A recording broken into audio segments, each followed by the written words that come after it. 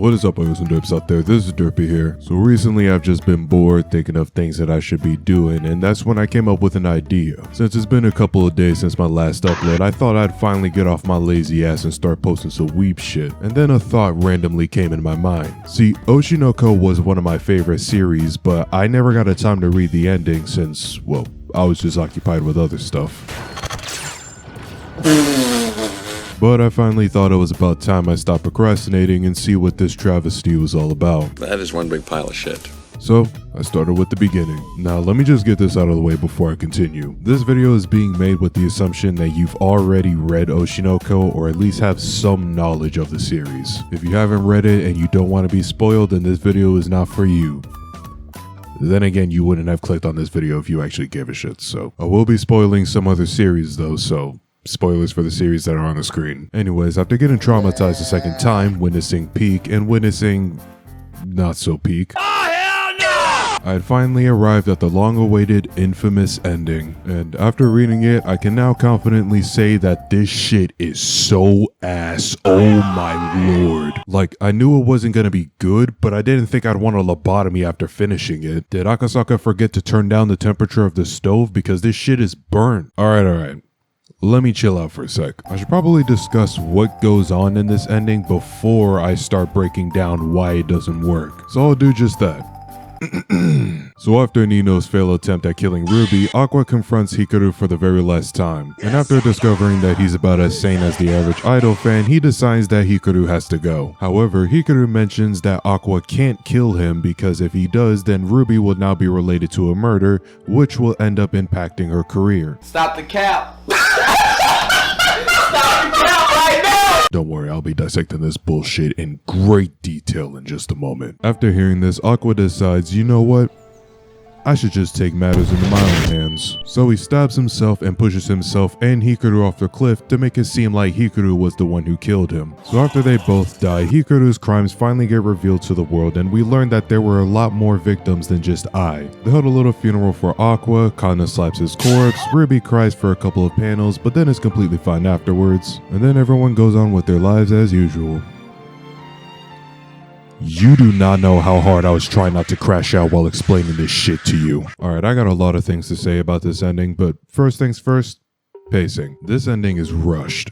Like, ridiculously so. I knew things were going downhill once Ruby figured out who Aqua previously was, but it is even more blatant once you get to the final chapters of the series. Everyone just suddenly moves on with their lives in the very final chapter. Hell, Aqua is only given half a chapter to have a funeral. The mangaka rushed things to the point where we don't get any satisfying conclusion or any conclusion with these characters. Like, where are the other chapters? In Akasaka's previous work, Kaguya-sama, he gives the characters 10 whole chapters to tie up loose ends. Some of those chapters being dedicated to just 1 or 2 characters. And with some exceptions here and there, I will never forgive him for what he did to Ishigami and Ino. Look how they massacred my boy. I'd say it was a good way of wrapping up his series, and that just begs the question, why wasn't that done here? I'd argue that this format was much more needed here than it was in Kaguya-sama. Alright, before I end up going off the rails again, I'm gonna go over each character in detail. I'm gonna talk about each character's ending in terms of who disappointed me the least to who disappointed me the most. Starting with Ruby.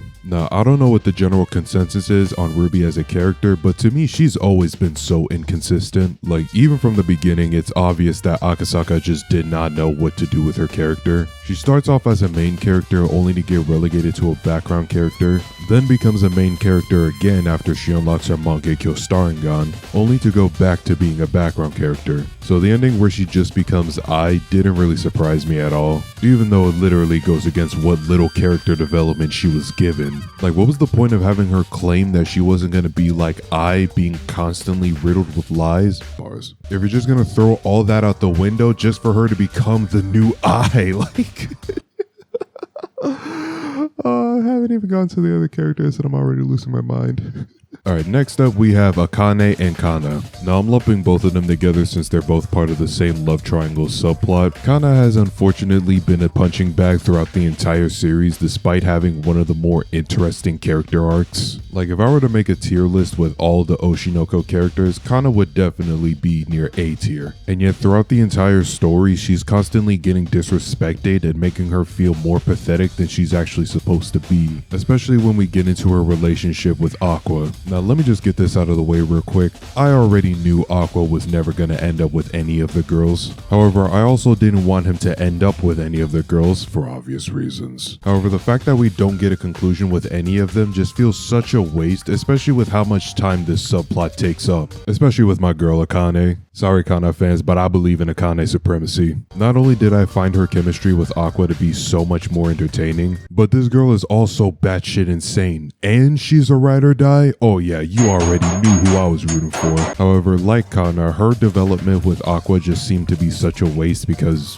well, he's fucking dead. Also, I'll explain it later when I get to Aqua, but she's also the only person who could have helped him get revenge on his dad. Don't worry, I'll be talking about this twink real fucking soon. But I'm guessing the mangaka decided that would make too much sense, so he decided to have her be completely useless. Alright, I'm gonna get through Hikaru real quick because I really need to talk about Aqua. Looking back at it, Hikaru is one of the most underwhelming characters in the series, especially when you consider that this man has some of the best panels in the manga. Like the fact that Ai gets more time to be a character than Hikaru is just embarrassing. Like I thought we had something going on during the end of the movie arc, after Hikaru learns that his entire view of Ai was based off of a lie, and that this entire time she genuinely did love him and wanted to spend a future together with him. Like don't get me wrong, Hikaru is still an irredeemable monster, but when you take into consideration everything that he's been through, the fact that he now has to live with the knowledge that he essentially killed the only person that could have given him the love that he longed for was genuinely interesting. I actually felt bad for him to an extent, and I was actually excited to see what Akasaka would cook up with his character in the future.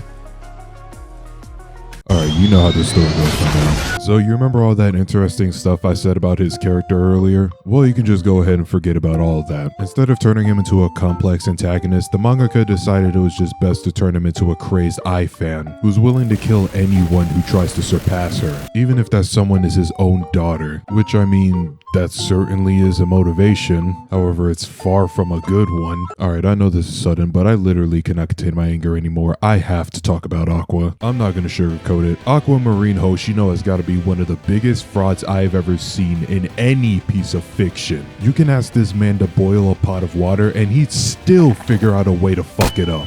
You literally had one job. Stop Hikaru and make sure he has no way of harming you, your loved ones, or anyone else. You had Batman levels of prep time to make shit right. And you mean to tell me that in the damn near 2 decades that you've been planning your revenge, you deemed that the best way of tying up loose ends was by following low-tier god's advice? Kill yourself now. You should kill yourself now. And your life is worth nothing.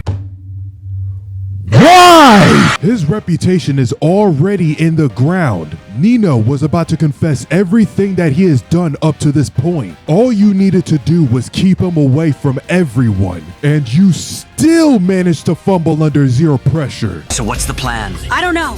You're a fucking joke. Wait, Derpy, didn't you say earlier that Aqua couldn't kill Hikaru because he would have been labeled as a murderer, which would have ended up ruining Ruby's reputation as an idol? Like I explained earlier, Nino was already in the process of exposing Hikaru's crimes, and in doing so, she also would have exposed that he was the father of both Aqua and Ruby, meaning that it would not matter in the slightest if Aqua had survived or not, because Ruby would have been related to a murderer either way. And in the end, it literally did not matter if she was related to a murderer or not, because it literally boosts her popularity. The public was literally fascinated by her story. All you had to do was think about it for 5 fucking seconds. But instead you decided to be the second person to leave your sister behind. Like, how the hell did you let this clown smooth talk you like that? Holy fucking balls, this ending sucks so much fucking dick.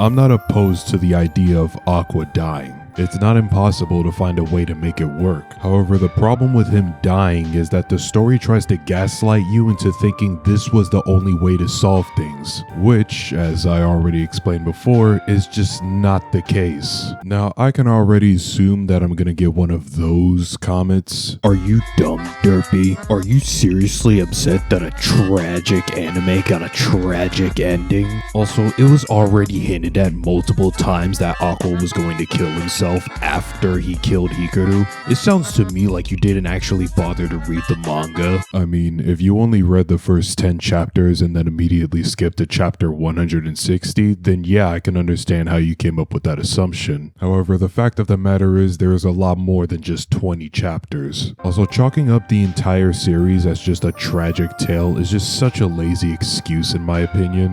One, there's a lot more that goes on than just tragedy. Two, calling it a tragedy would imply that the outcome was unavoidable, which again, it was. And three, even if the ending was supposed to be a tragedy, that doesn't mean it should just ignore any and all logic. I read a comment somewhere that just perfectly describes this ending in a nutshell. In short, this doesn't actually feel like an ending. Like, it doesn't feel like a culmination of 4 years worth of writing. Instead, it feels like you got the bad ending in a visual novel and now you gotta go back and reload your save to make the correct dialogue choices. Like, I'm just imagining a scene where one of the endings is Peon coming back from vacation and helping Aqua beat the shit out of Hikaru. See, look, I didn't even need to try and I already came up with a better ending. Also, I don't know if I mentioned this earlier or not, but this ending was planned. Like, Akasaka has stated before that when he created Oshinoko, he already knew how the series was gonna end, which I don't doubt that in the slightest, but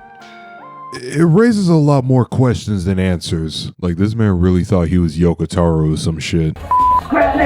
Now, I know there's still quite a few things that I haven't mentioned yet. I know a lot of you have been scratching your heads wondering how I can go this long without ever mentioning the incest. Don't get me wrong, it is very weird and very out of place. However, even before the last chapters, it literally goes nowhere, so I just could not form that much of an opinion on it. However, if we did get that ending, then at least I can laugh at how bad it is. Look, I know I've been overly negative this entire video, but I can admit that this isn't the worst thing that I've seen. This isn't Usagi Drop's level of bad. However, it's just so frustrating seeing what was one of my favorite series crumble this badly. I know some people speculate that it ended like this because his other manga, Love Agency, ended up getting axed, or maybe he just got bored and wanted to finish it as quickly as possible. We don't really have a concrete answer to anything, so at the end of the day, we'll never know. However, there is something that I do know, and that is the fact that Miyako is the best character in this entire series. Can we get some Miyako appreciation in the comments? Because God forbid the characters in this series actually acknowledges what she's done for these kids. Also, I wouldn't mind her having my kids, if you know what I'm saying. Fuck you!